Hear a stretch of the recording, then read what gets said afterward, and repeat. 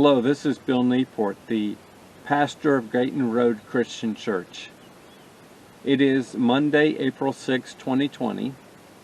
We are in the middle of a global pandemic. I'm supposed to be locked away at home, but I've got a good excuse for being out. I have a doctor's appointment today. So I'm sitting in my car getting ready for that appointment, and I'm thinking about the gift of extravagant love. The story is told in John chapter 12 of Mary and Martha and Lazarus. In their home, Lazarus, the one who had died and Jesus had brought back to life. It is after the triumphal entry in Bethany, just outside of Jerusalem, and Jesus is gathered with these friends. And as they finish their meal, Mary comes in with an expensive box of perfume. She breaks it open and pours it on Jesus' feet and then dries his feet with her hair. And the text says, the whole house was filled with the scent of that perfume. I want to talk for just a moment about the gift of extravagant love. The kind of love that Mary showed to Jesus.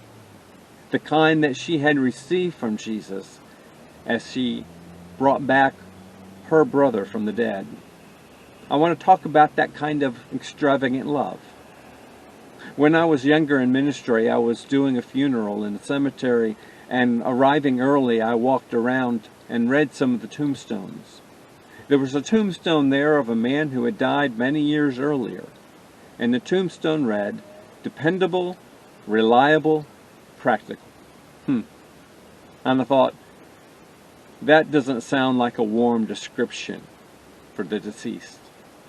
I continued to look around and came to another tombstone. The person had died also many years ago, but I noticed on this tombstone there were fresh cut flowers. Looking closer, I read the tombstone, and it said, he always made us smile with his extravagant generosity. There are two descriptions there of how we can live our lives.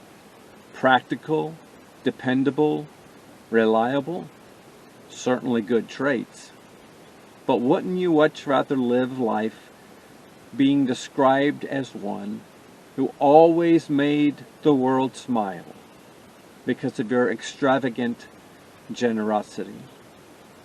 This is a tough time in our world.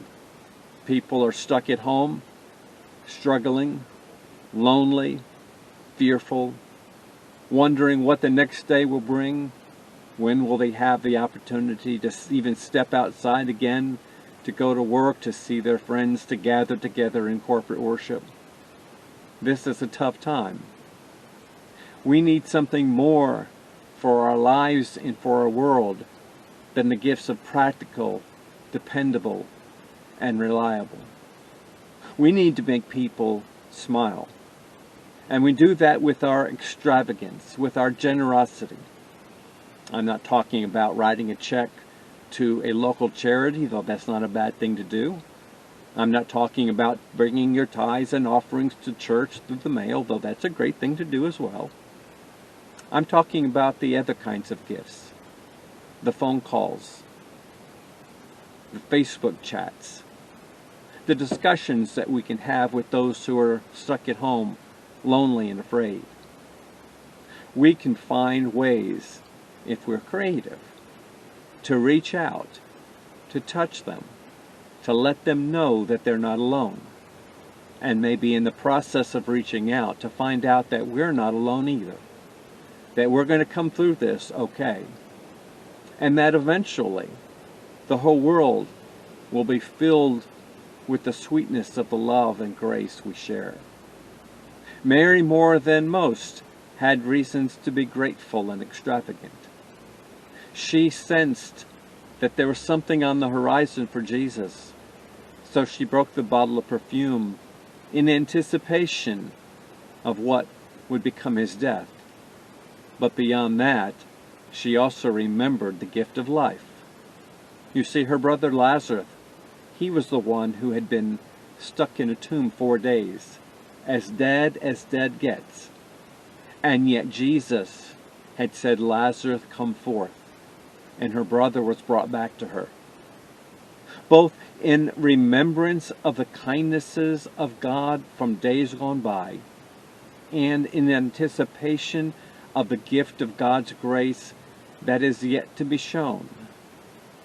That gift of grace that we remember on Good Friday and celebrate on Easter Sunday.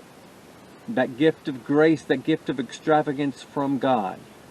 Let us be people who seek ways to share extravagance and love and grace with others. Again, this is Bill Newport, the pastor of Gayton Road Christian Church. We'll be back together again in this format tomorrow as we continue through this Holy Week. May God bless you all. Amen.